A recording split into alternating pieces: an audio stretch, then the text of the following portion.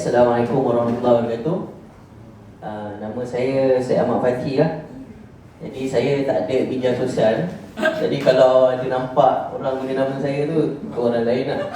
Jangan percaya kan.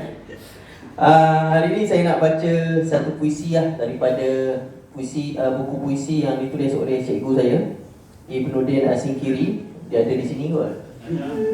Tajuk dia adalah Bulan Biru Dalam Poket Pijamaku. Saya dah baca banyak muka surat lah, 10 muka surat.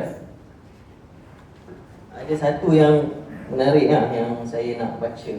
Tajuk dia Kunci yang Hilang. Muka surat 10 ha? Kita tak bakal menemukan jawapan bagi semua persoalan tentang hal apa pun, andai masa berfikir hanya dibazir dengan kesibukan menunding salah.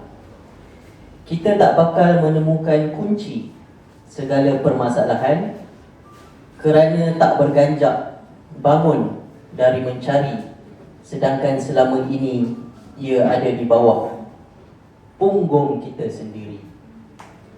Jadi puisi ni bagi saya dia sangat romantis kan.